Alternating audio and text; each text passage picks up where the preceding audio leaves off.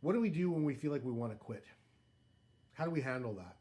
What's going on for us in that moment where we think, I just got to give up? I'm never going to make this thing happen.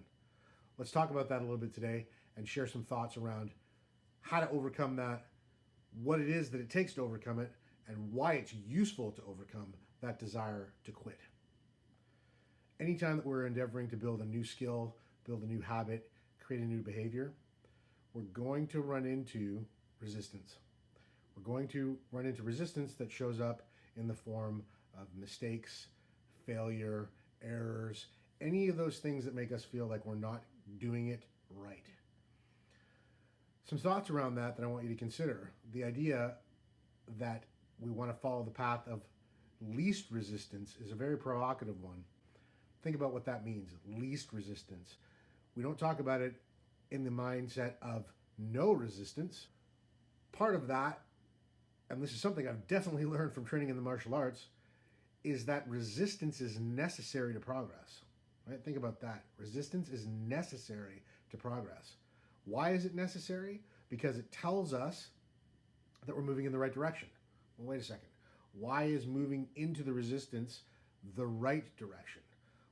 The resistance is the sign that we're actually taking real concrete steps and actions towards accomplishing the goal. Right? So that brings to mind the idea of something being easy or difficult, right? Why would we want something to feel difficult as we get going?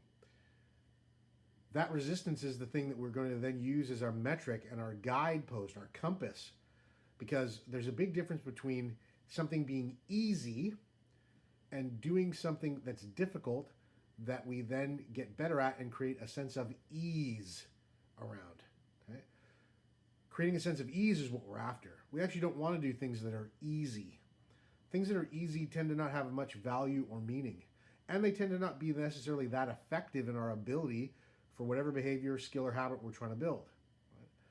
What we really want is to be proficient at doing hard things, things that are difficult, things that are challenging, things that require a high degree of ability with a lot of ease. In other words, things that become easier as we get better at them. That's why resistance is such an important hallmark of anything that we're doing that is going to feel like it's worthwhile to pursue. We like accomplishing things that are difficult. We like overcoming obstacles. At the end of those obstacles and then in that overcoming, we feel fantastic about ourselves and we build true confidence there. So if we don't have any resistance, we're actually not trying to do anything of value that's actually difficult, that's going to create an opportunity for us to overcome our limitations and do something beyond what we thought we were capable of. That's why we all have this idea in our minds that even though it's difficult to challenge, resistance sometimes, though misunderstood, can create stress, can create fear, but is also a really crucial aspect of any real attempt to build proficiency and progress. We say on the mat all the time in the dojo that if you don't earn it, you don't own it. What does that mean? That means that if you aren't in there putting in the work, making mistakes, doing the repetitions, learning from each one of those little mini failures, each one of those errors, each one of those miscalculations in judgment, in performing a skill or a technique, that you're not really making it your own. You're not learning it. You're not taking it in and making it a part of you.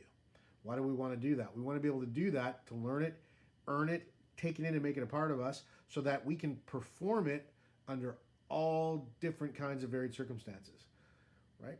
When the pressure's on, when we want to perform at our best, when there's an obstacle that arises that we didn't anticipate, we still want that skill, that habit, or that new behavior to be there at our disposal in order to be able to execute it in the way that we want to, with the level of proficiency that we want to, without having to think it through or worry about whether or not that skill is going to see us through to the goal that we're after. So if you don't earn it, you don't own it. In other words, if you have to think about it, if you haven't put in the time, if you haven't put in the reps, if you haven't built the skill through what we call proper practice, right? Proper practice being the practice of moving towards the thing that's creating you obstacles for you or giving you resistance. That's how you know you're going in the right direction. You try something new, it doesn't go well. If you want to build that skill, that's a necessary step. You try it again, it doesn't go much better. Maybe it even goes worse. That's also a necessary step because that tells you that resistance, that failure, those errors tell you that you're actually trying to accomplish something of value. That resistance will tell you as you move towards it that you are in the process of earning it. The goal of earning that skill, of earning that new behavior, of earning that understanding, in whatever arena you want to accomplish that skill and create more proficiency, is to create a sense of ownership. Well, how do you own something? You spend time with it, you'll learn about it, you understand what it isn't in order to really refine your ability to handle what it actually is. The more and more that you're capable of doing so, the more and more that thing, whatever it is, becomes in your command.